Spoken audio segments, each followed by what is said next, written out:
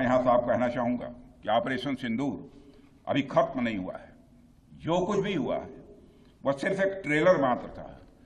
अब समय आएगा, जब भी सही समय आएगा, तो हम पूरी पिक्चर भी दुनिया को दिखाएंगे।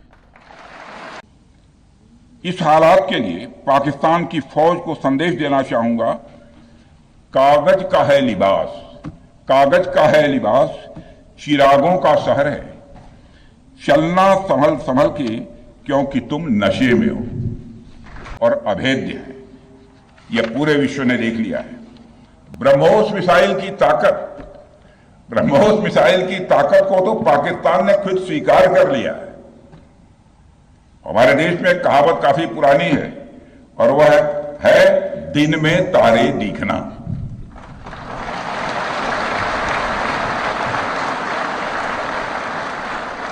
मगर भारत में बनी ब्रह्मोस मिसाइल ने पाकिस्तान को रात के अंधेरे में दिन का उजाला दिखा दिया है।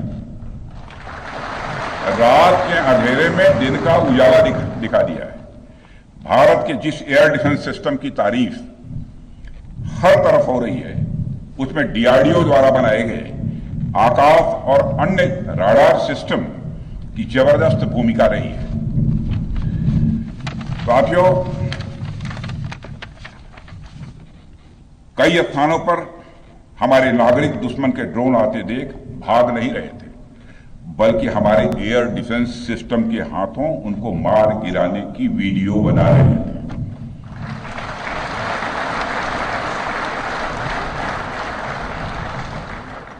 अब ड्रोन देखकर लोग भागने लगते हैं, लेकिन हमारे भारत के नागरिक वीडियो बना रहे थे।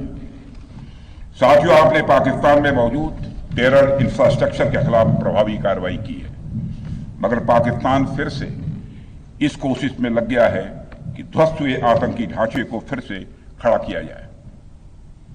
वहां की सरकार पाकिस्तानी आम नागरिकों से लिया गया टैक्स जैशे मोहम्मद जैसे आतंकवादी संगठन के आका मसूद अजहर को करीब 14 करोड़ रुपए देने में खर्च करेगी, जबकि वह यूनाइटेड नेशंस डेजिग्नेटेड टेररिस्ट घोषित हो चुका है। इतना ही नहीं, लश्कर-ए-तोयबा और जैशे मोहम्मद के मुरूद के और बहावलपुर स्थित टेरर इंफ्रास्ट्रक्चर को फिर से खड़ा करने के लिए पाकिस्तान सरकार ने आर्थिक सहायता देने की घोषणा की है।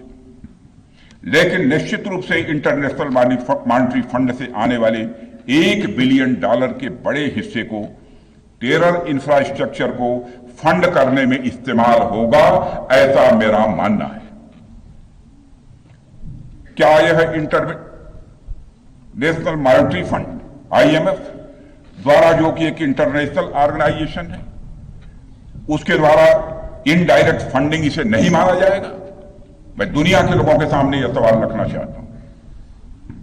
इसलिए मैं मानता हूं कि आज के समय में पाकिस्तान को किसी भी तरह की आर्थिक सहायता टेरर फंडिंग से कम नहीं है। भारत यही चाहेगा कि IMF पाकिस्तान को अपनी $1 बिलियन की असिस्टेंस पर वह पुनर्विचार करे और आगे भी किसी भी तरह की सहायता देने से IMF परहेज करे। भारत नहीं चाहता जो फंडिंग हम IMF को करते हैं वह डायरेक्ट या इनडायरेक्ट किसी भी तरीके से पाकिस्तान या किसी भी देश में टेरर इंफ्रास्ट्रक्चर को बनाने में वह इस्तेमाल की जाए। हम नहीं चाहते। साथियों, अब यह स्पष्ट हो गया है कि पाकिस्तान में आतंकवाद और वहां की सरकार का चोली दामन का संबंध है। स्टेट और नॉन स्टेट एक्टर के बीच का नकाब अब पूरी तरह से उतर चुका है। अतः इस परिस्थिति में यदि वहां परमाणु अस्त्र, एटॉमिक वेपन रहते हैं, तो इस बात की संभावनाओं को भविष्य में नकारा नहीं जा सकता कि कभी वो आतंकवादी तत्वों के हाथों में चले जाएं। ये सिर्फ भारत के लिए नहीं, बल्कि पूरी दुनिया के लिए और पाकिस्तान की आम जनता के लिए भी एक गंभीर खतरे की बात होगी। सारे विश्व और खासकर पाकिस्तान की अवाम को यह समझना होगा कि वो कितने बड़े खतरे के मुकाम पर बैठे हैं। वो एक ऐसे बारूद की ढेर पर बैठे हैं जिसके चारों तरफ माचिसों आपस में लड़ते हुए लोग हैं। इस हालात के लिए पाकिस्तान की फौज को संदेश देना चाहूंगा, कागज का है लिबास, कागज का है लिबास, चिरागों का शहर है, चलना संभल संभल के क्योंकि तुम नशे में हो।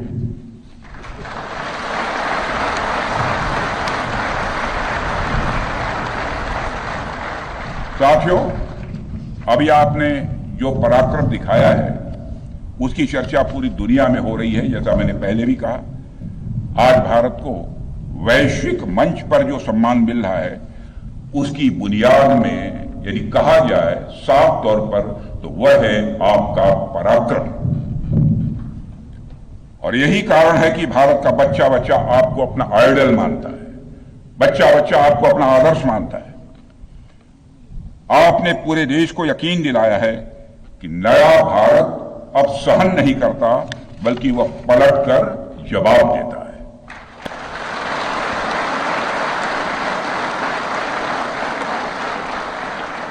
मैं चाहे जितना कुछ भी बोलूं, लेकिन मेरे शब्द आपके कार्य को मापने में असमर्थ होंगे।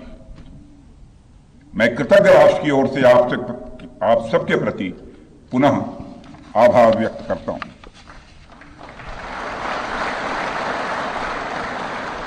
साथियों, अब आतंकवाद के विरुद्ध लड़ाई केवल सुरक्षा का विषय नहीं बल्कि नेशनल डिफेंस डॉक्ट्रिन का यह हिस्सा बन चुकी है।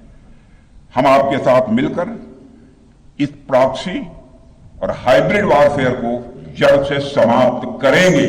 रक्षा मंत्री होने के नाते यह संकल्प मैं दोहराना चाहता हूं।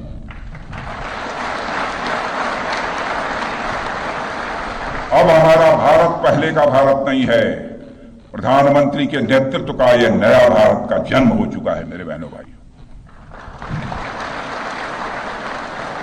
हम हमारे आराध्य श्री राम के उस मार्ग का अनुसरण करते हुए आगे बढ़ रहे हैं जिसमें वह आसुरी शक्तियों के विनाश का प्रण लेते हैं। निश्चरहीन करौ मही भुज उठाई पण कीन, अर्थात जिस प्रकार भगवान राम ने अपनी भुजाओं को उठाकर धरती को राक्षस विहीन करने का प्रण लिया था, ठीक उसी प्रकार श्री राम के आदर्शों का पालन करते हुए हमने भी आतंकवाद को जड़ से समाप्त करने का संकल्प लिया है।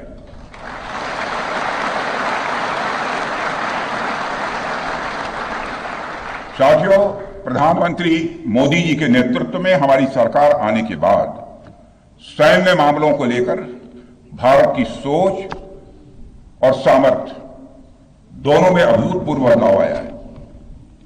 हम भगवान राम के उस सिद्धांत का पालन करते हैं, सठ संग विनय कुटिल संग प्रीति, सहज कृपण संग सुंदर नीति, अर्थात दुष्ट के साथ विनम्रता, कुटिल के साथ सदाशयता और कंजूस के साथ उदारता का आचरण कभी भी नहीं करना चाहिए। मैं आप लोगों को भी बता रहा हूं, बल्कि सठे साठ्यम समाचरे टिट फॉर टैट।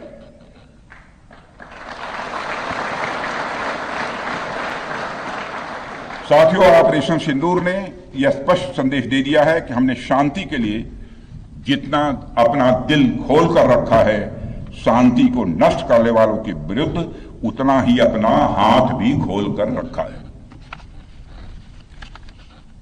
साथियों, एक और बात मैं यहां साफ कहना चाहूंगा कि ऑपरेशन सिंदूर अभी खत्म नहीं हुआ है।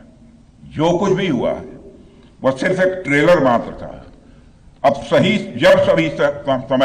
जब भी सही समय आएगा तो हम पूरी पिक्चर भी दुनिया को दिखाएंगे।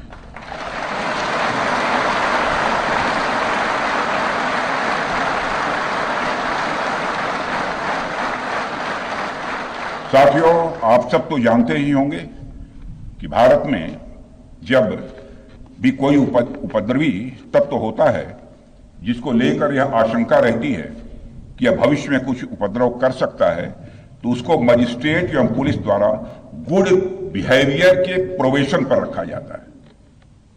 कोई गड़बड़ करता है तो उसको कुछ समय के लिए मजिस्ट्रेट गुड बिहेवियर के प्रोबेशन पर रखते हैं। अगर वह व्यक्ति प्रोबेशन के दौरान कोई भी शरारत करता है तो उसे उचित दंड भी दिया जाता है।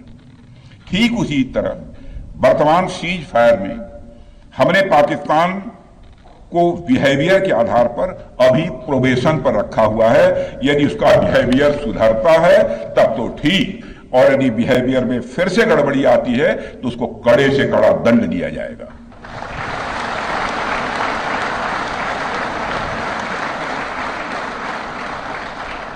मैं फिर से इसे दोहराना चाहता हूं, अभी भारत ने पाकिस्तान को प्रोबेशन पर रखा